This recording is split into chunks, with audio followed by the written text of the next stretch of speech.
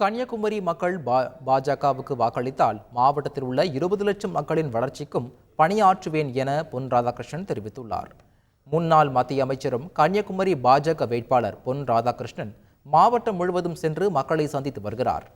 மணக்குடி பகுதியில் மக்களிடையே உரையாற்றிய பொன் ராதாகிருஷ்ணன் மத்திய இணையமைச்சராக இருந்தபோது ஜாதி மதத்திற்கு அப்பாற்பட்டு மாவட்டத்தின் வளர்ச்சிக்காக பாடுபட்டதை குறிப்பிட்டார்.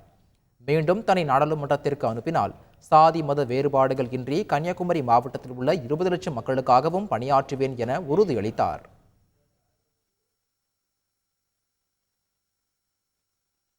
ஜாதி மத இன மொழி அரசியல் பாகுபாடுகளை எல்லாம் கடந்து நம்முடைய மாவட்டம் ஓங்கி உயர வேண்டும், வளர்ச்சியில் முதல்நிலை பெற வேண்டும். வாழ்ந்தால் 20 லட்சம் மக்கள், இந்த மாவட்டத்தினுடைய மக்கள் அத்தனை பேரும் சேர்ந்து வாழ்வோம்.